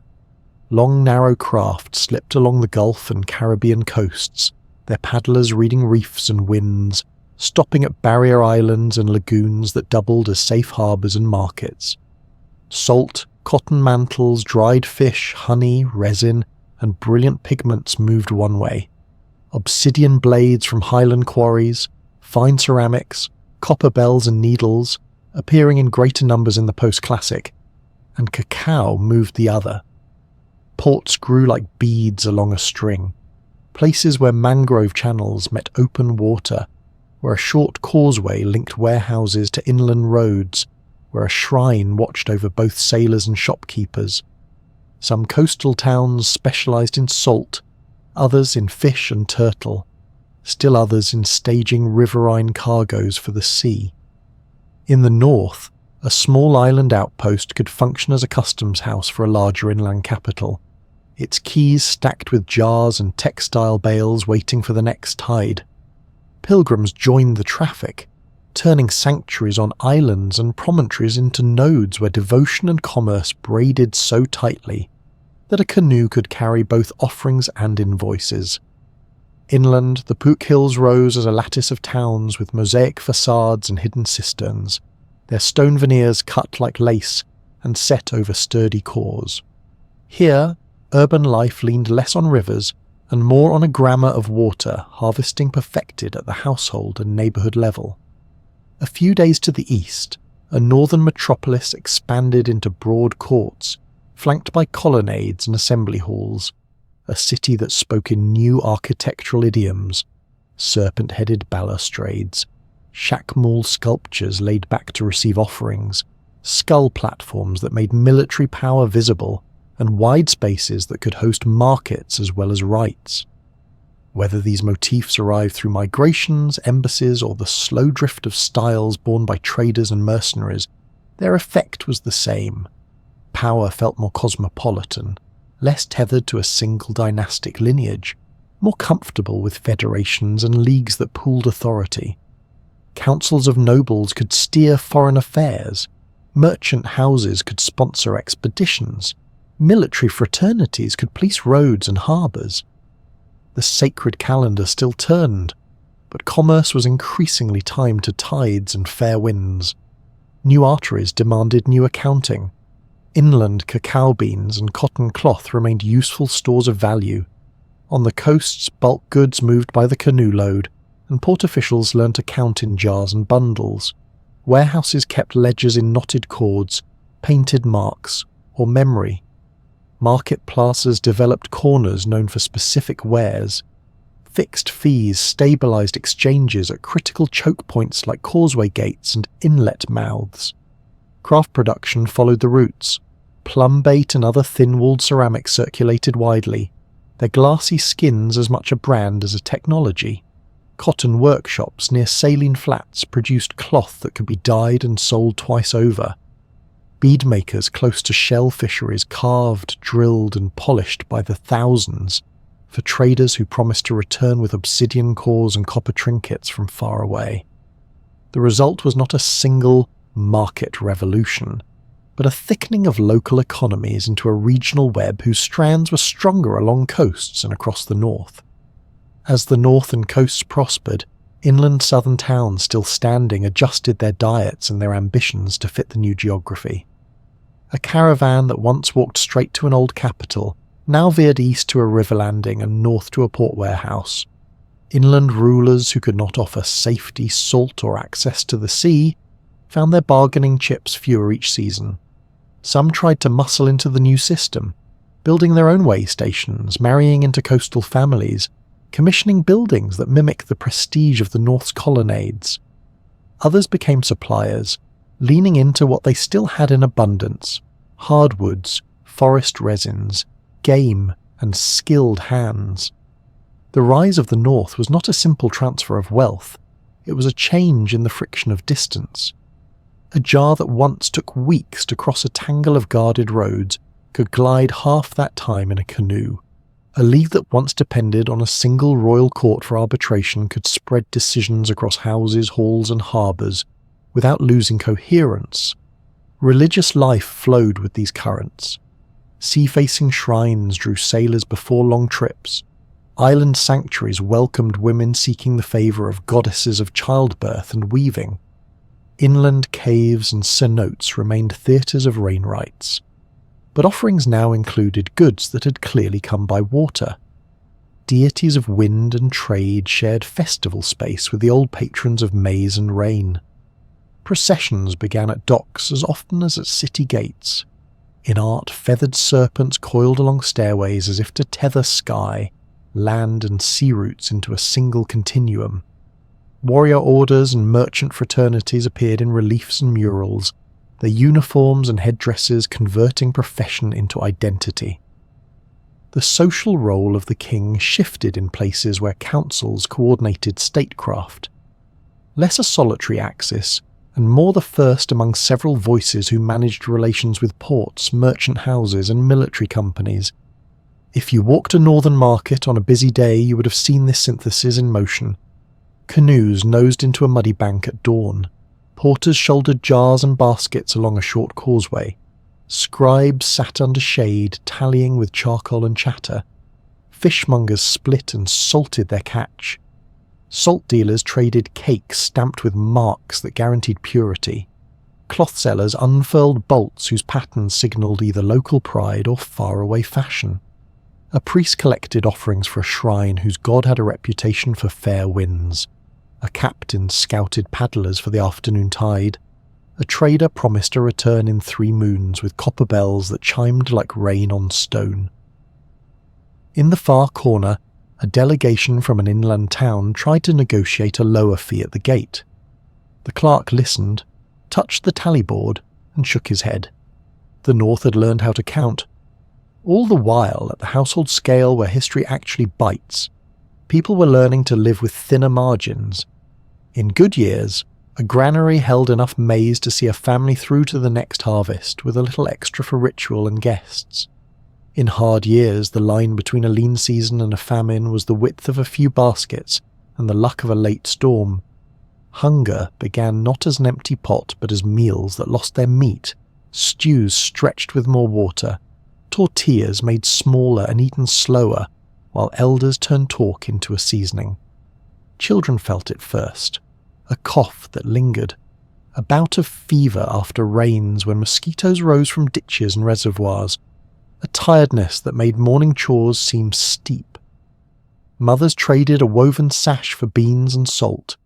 Fathers took day labour guarding a gate or clearing a canal instead of tending the far milper. A grandmother brought out a cache of ramon seeds and taught the old recipe for grinding them into flour. These were ordinary acts of resilience, repeated across courtyards and hamlets, until a year arrived when ordinary was not enough. Disease was never a stranger in tropical cities, but water stress and crowding around reliable sources stacked the odds. Shallow basins warmed early, algae bloomed, people queued at fewer spouts. A jar dipped too close to the surface tasted off but still went home. Stomach ailments spread through neighbourhoods like whispered rumours. Coughs hopped from household to household. In the weeks when smoke hung in still air, eyes reddened and crusted in children who played together on plaza steps. Healers had remedies, infusions for fever, pulped leaves for inflamed skin, incense for spirits called in to answer why a child's breath rattled at night. But remedies work best in bodies already strong, and famine makes even minor infections cruel. The archaeology of this period sometimes preserves this quiet arithmetic in bones, lines in tooth enamel that mark childhood growth interruptions, porous lesions in eye sockets that may reflect anemia, thin along bones in some places that hint at lives lived with less. Violence threaded through this everyday vulnerability, not constant, not everywhere, but close enough that people built small walls around farmsteads and watched the horizon for dust. A hamlet near a reservoir might wake to find its gate barred by soldiers collecting emergency levies of maize. A family returning from market might find the causeway patrolled, and be made to turn out their baskets for inspection. A rumour might say that raiders had come by night to a village 2 valleys away and burned the storehouse, leaving the fields unharvested and the people scattered. The great battles that scribes love to carve are only one register of conflict. The other is a season of missing men and boys on a hillside terrace, a handful of broken jars where a household fled in haste, a burned lintel recovered from under a collapsed thatch roof. In such moments, neighbours mattered. Reciprocity tightened into obligation. Today we weed your plot. Tomorrow you guard our gate. This moon we share salt and a toll. Next moon you lend us a porter for the trip to the port. Rituals did not wither when life grew hard. They thickened. Families brought offerings to the mouths of caves and to the rims of reservoirs, asking for rain in one breath and for strength in the next. Local shrines became centres of relief as much as devotion. Feasts redistributed food even when portions were small. Dances gathered bodies into warmth and rhythm when anxiety made sleep fragile. Priests adjusted calendars to keep rites aligned with the stars even as seasons slipped. When a reservoir ran low, people tarried at its edge, speaking softly to the water as if it too could hear and be persuaded. The faith that time and supplication could right. The world did not prevent innovation, it framed it. A new terrace was dedicated with incense. A Schultun repair ended with a prayer. A voyage to a distant port began under the gaze of a local god whose favour, it was hoped, extended at least as far as the first island stop. Famine, when it struck, did not look the same in every place. In some districts it meant a single, black month, when the last of the maize was gone, and wild foods, chaya greens, hearts of palm, small fish from muddy canals, carried families to the first rains. In others it meant a whole season of short rations, bodies thinning, quarrels near the grinding stones, elders telling stories longer at night to keep children's minds from their stomachs. Migration was a cure as old as settlement. Young couples aimed for lake basins or coastal towns, where rumours said there was work unloading canoes and a market that stayed open late. Older people clung to their household altars and sent one son or daughter to scout a new start. Roads that once pulsed with diplomatic visits now carried quiet, purposeful travellers. A woman with a child on her back and a bundle in her hand. A man with a cutting tool and a borrowed gourd for water. A pair of cousins who had heard that the Northern Council needed masons before the rains. Crafts adapted to hunger's cadence. Potters made more small jars for individual households and fewer large storage vessels when surpluses were rare. Weavers shifted patterns to cheaper dyes. Carpenters turned to repairing Chultun lids and reservoir stairs when fields failed. The market notice boards, whatever form they took in a world of speech and memory, changed too. More jobs listed for canal cleaning, more requests for guards at the city gate, more barter offers, 1 sash for 2 baskets of beans, obsidian blades for salt cakes. Some of these changes reversed when rains returned, others stuck, making towns a little more oriented to service and a little less to surplus. Even in the leanest chapters, there were births, games, jokes, and quiet pockets of joy. Children carved little balls from rubber latex and played near the ball court steps. Teenagers flirted in the market's shade. A scribe finished painting a cup for a wedding and admired the smooth, drying line of glyphs. A grandmother told a story of a year worse than this one and what they had done then. Illness and hunger altered the angle of daily life but did not make it two-dimensional. People still repaired their roofs before the big storms, still argued about the best day to plant, still complained about officials at the gate, still felt pride when a daughter wove her first good hupil or a son learned to read a date on a stone. If you step back from a single courtyard and watch a whole district over a generation, you see a population breathing with climate and politics, swelling in good runs, contracting in dry strings, drifting toward water and work when local rulers falter, thickening again around new nodes when councils and harbours make opportunity visible. You also see memory of older terraces reclaimed from brush, of a reservoir wall patched where an ancestor once fell and hurt his leg, of a prayer taught by a mother whose mother had taught it to her in another town entirely. Disease and famine touch bodies. Trade and politics move goods and obligations. Together they leave patterns in soil, stone, and bone. But beneath those patterns are rooms with hearths, people with names, and days that begin the same way. A sweep of the patio, a check of the sky, a hand on a jar to see how much water is left, and the first tortilla pat to start a morning. Begin after the last southern stealer is carved, when an artisan wipes lime dust from his hands and sets down his chisel, and notice what keeps going as if the plaza's silence were only a pause between heartbeats. Households still wake to grind maize, milpa plots still rotate through clearing, cropping and fallow. The sacred count still murmurs through days as daykeepers mark destinies with kernels and breath. People do not disappear when courts falter. They reorganize. They walk north and east along coasts and into hills, braid new ties and sew new emblems onto old cloth. Across the Pook Hills, towns knit themselves with cisterns hidden under patios and facades laid like stone embroidery. Uxmal with its long palace front and sly lattice work. Kaba with serpents rippling in relief. Sayil and Labna stepping across ridges on white roads that gleam after rain. These are not the wreckage of a lost world, but the articulation of another. Houses in dense neighbourhoods, workshops under shaded arcades, water harvested at household scale, governance leaning on councils of nobles who meet in long halls rather than on a single king on a high stair. Art changes accent but not grammar. Masks still fix their gaze on passers-by. Doorways still make the act of entering a ceremony. Courtyards still centre family and lineage. Farther east, a northern metropolis grows into colonnades, ball courts, and wide courts capable of hosting markets as comfortably as rites.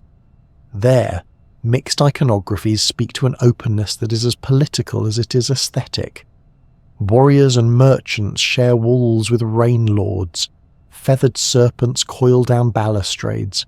Chakmul sculptures lean back as if waiting for offerings from sailors just in from the coast. Whatever storms of migration, alliance or style brought these forms, the result is a city that understands wind and water as much as lineage, a place where tides and councils set the tempo of daily power. Coasts, once peripheries to inland capitals, become spines of movement. Canoes stitch lagoons and barrier islands into chains of ports. Salt pans glitter pink in shallow flats. Fish racks lace air with their curing smell. Cotton mantles dry like sails in a breeze that has learned the routes as well as the paddlers have. A pilot boat sets out at dawn to sound a tricky inlet.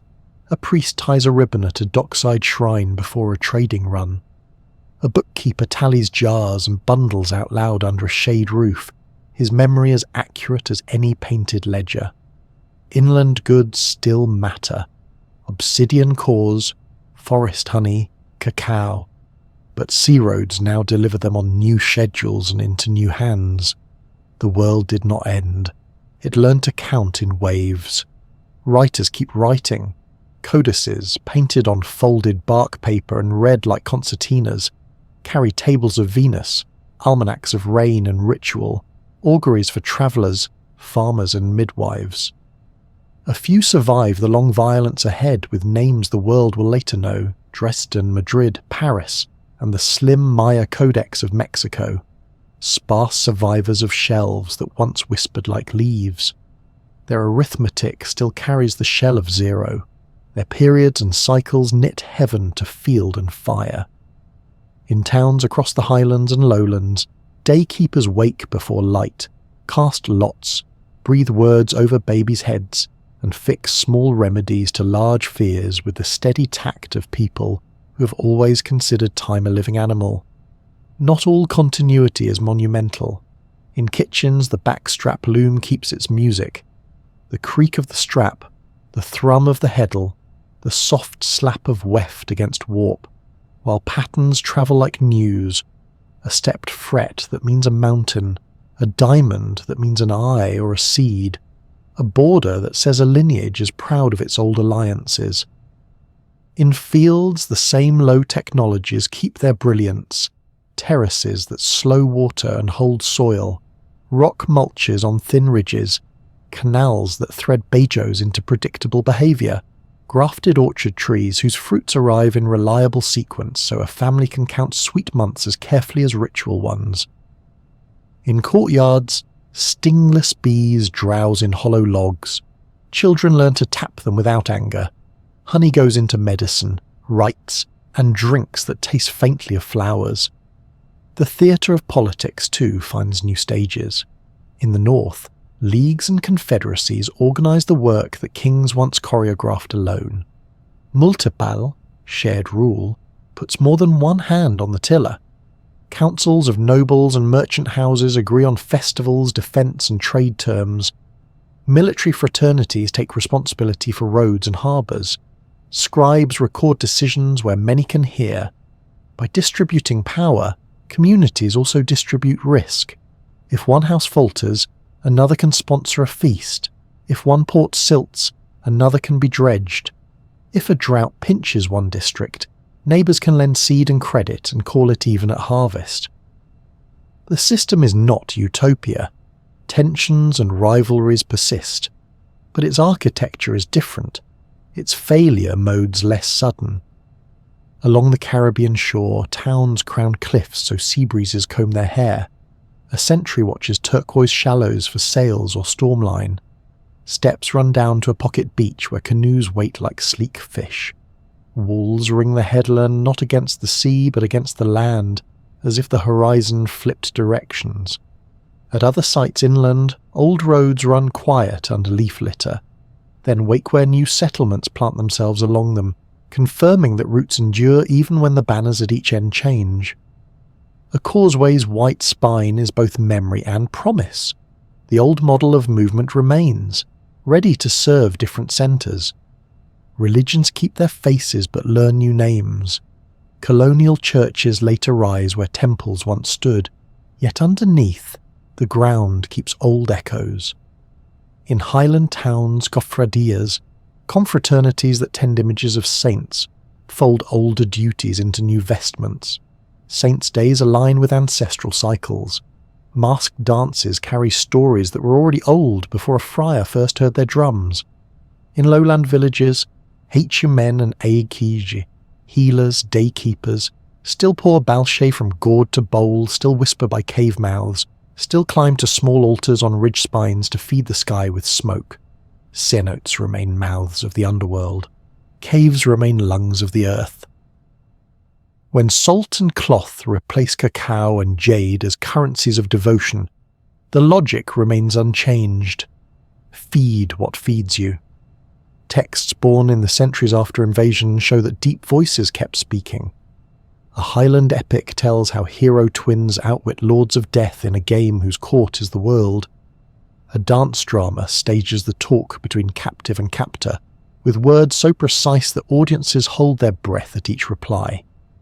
Books of prophecy and history, written in alphabetic script by Maya Hansrecord.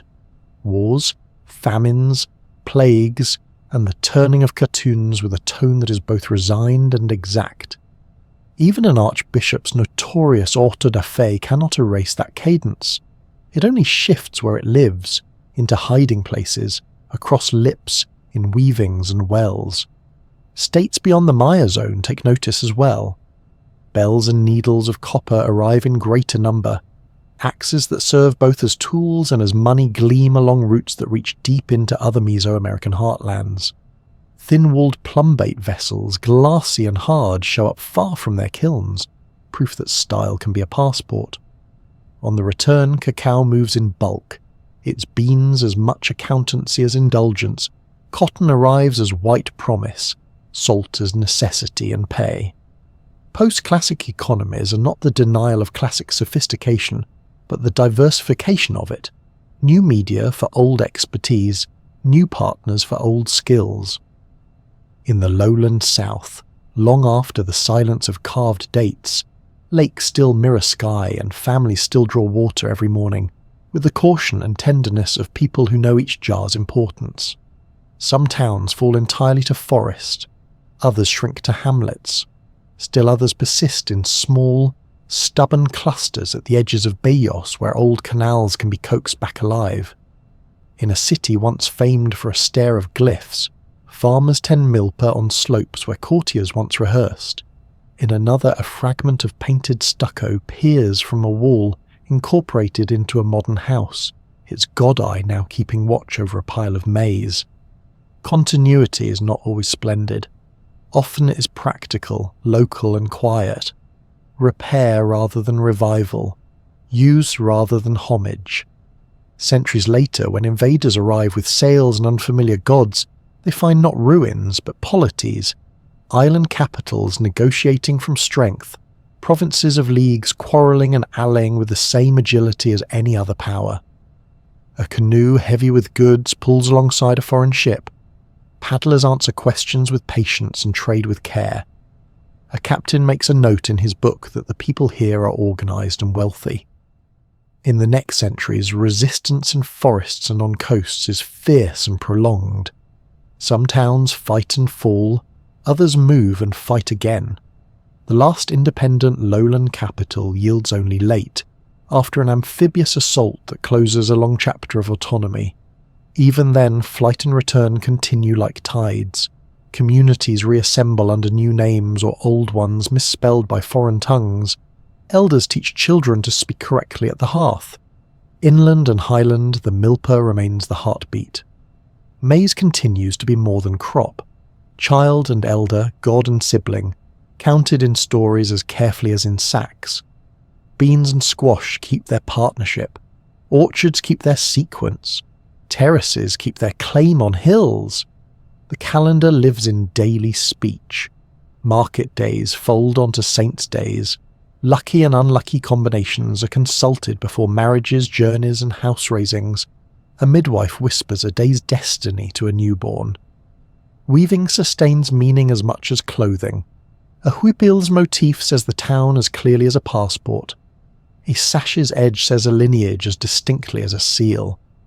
Words for reciprocal labour, help today for help tomorrow, stay in use, because they name the social physics that keep a community from fraying when money fails.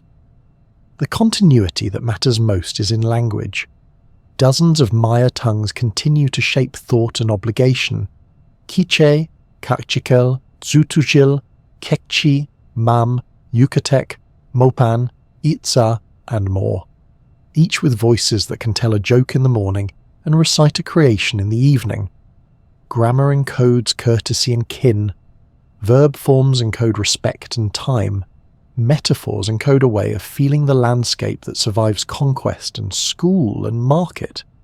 In villages and cities, radio stations broadcast news in Maya. Poets publish new books. Elders coin proverbs that sound old because they carry the same weight as the ones their grandparents taught. A language that counts 20s from a base of 0 carries mathematics into a kitchen. A language that names rain by its intention, to threaten, to come, to settle, carries meteorology into a courtyard. Archaeology, for its part, eventually learns to read this persistence in the ground. Airborne mapping peels back canopy and shows that what had seemed a few isolated cities were constellations of settlement, linked by roads and waterworks, terraced hills and engineered wetlands, proof that classic density was larger and more distributed than anyone guessed, and that the post-classic choices to decentralize and diversify were not abandonments but strategic pivots. Excavations in markets find phosphorus and micromorphology, signatures of stalls reopened and repurposed. Chemical analyses of plaster reveal generations of repair, recipes adjusted as wood became scarcer, or kilns moved. Lake cores record not desolation, but cycles of clearing and regrowth long after the last steeler was raised. The earth testifies that attention never entirely stopped. Modern communities carry the long thread in plain sight. Daykeepers set up small tables at dawn. Women's weaving cooperatives fill rooms with colour and patient talk. Farmers walk to fields along paths that bend for reasons older than memory. Teenagers laugh in 2 or 3 languages. A grandmother corrects a child's pronunciation with a tenderness that is also political work. In marketplaces, cacao has given way to coins and bills, but you can still buy a gourd of Italy with a smile and a shared story. In churches, saints wear garments whose patterns confess another genealogy. In cemeteries, candles and flowers return on a timetable that resonates with older cycles. A war in the 19th century proves that the will to autonomy does not end with a treaty. A migration in the 20th proves that culture travels with bodies and rebuilds itself in new neighbourhoods. Resilience looks like continuity that has learned to bend. Even the sciences that read the past are brought into the circle. Maya archaeologists, epigraphers, and community historians from the region shape research questions, curate collections, and correct old misreadings. Place names are returned to their proper sounds. Monuments are explained by people whose ancestors' stories still live in local caves and hills. Festivals reopen at ancient sites with care given to both respect and sovereignty. A tour guide speaks in Spanish to visitors, in English to the next group, in Yucatec or Quiche to her child when he tugs her sleeve, and in gesture and laughter to a colleague who is sweeping dust from a carved stone whose text she can read as easily as a street sign. Knowledge that survived in kitchens and shrines turns out to be the key to reading what was left in palaces. Look closely at any surviving object and its endurance contains instruction. A backstrap loom is portable governance. It requires no workshop, no overseer, no fuel but food and time, yet it can clothe a family and encode town identity in thread. A chultun is democratic hydrology.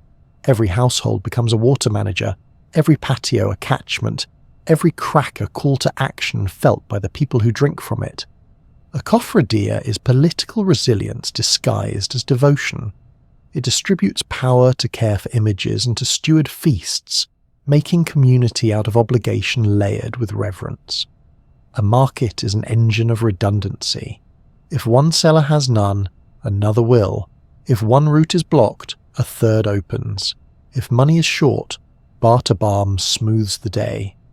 Stand again in a plaza with no new stele and listen past the silence.